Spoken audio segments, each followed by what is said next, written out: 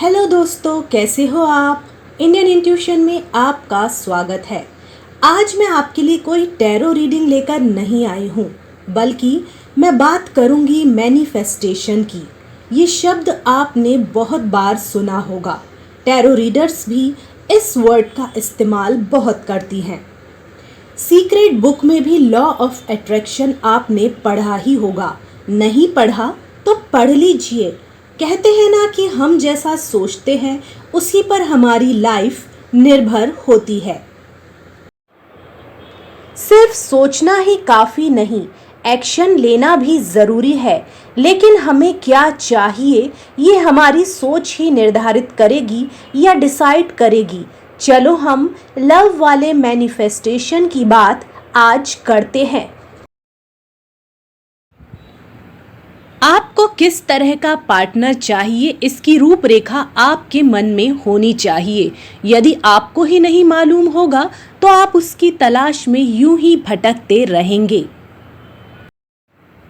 कोई भी खूबी, गुण या क्वालिटी जो आपको सबसे ज़्यादा पसंद होता है वो ध्यान में रखें। हम आपको जज नहीं करेंगे क्योंकि ये आपका जीवन है, तो यहाँ आपकी ही मर्जी महत्वपूर्ण है, ना कि किसी और की। सोसाइटी या आपके दोस्त आपको क्या सलाह दे रहे हैं उस पर ध्यान नहीं दे, नहीं तो आप गलत चीज़ों को मैनिफेस्ट कर सकते हैं, क्योंकि आप ही खुद को बेहतर तरीके से जानते हैं।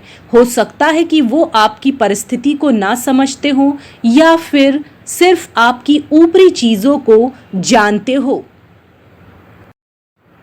याद रहे कि आप में इन्फीरियरिटी यानी हीन भावना ना हो, यानी खुद को कम समझने की भावना।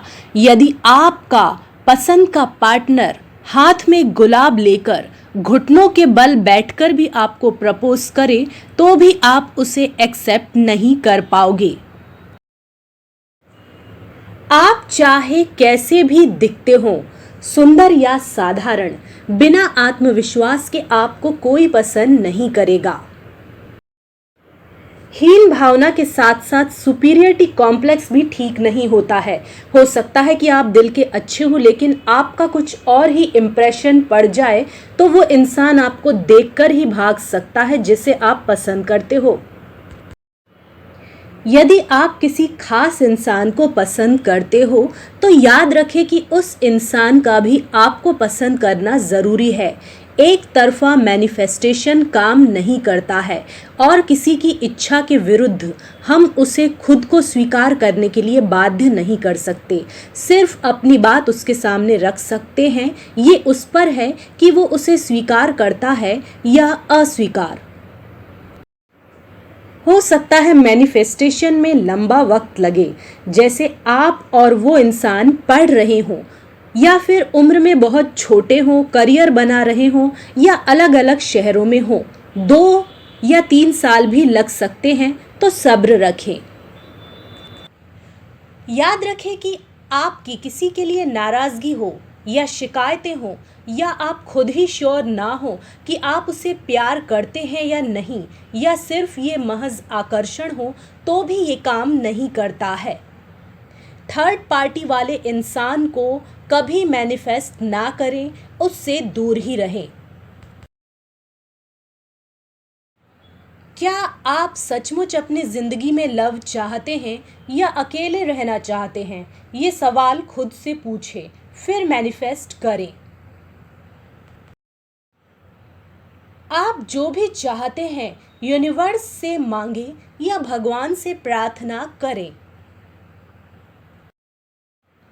अगर आपको उलझन या शंका हो तो मेडिटेशन का सहारा ले सकते हैं और फिर मैनिफेस्ट कर सकते हैं।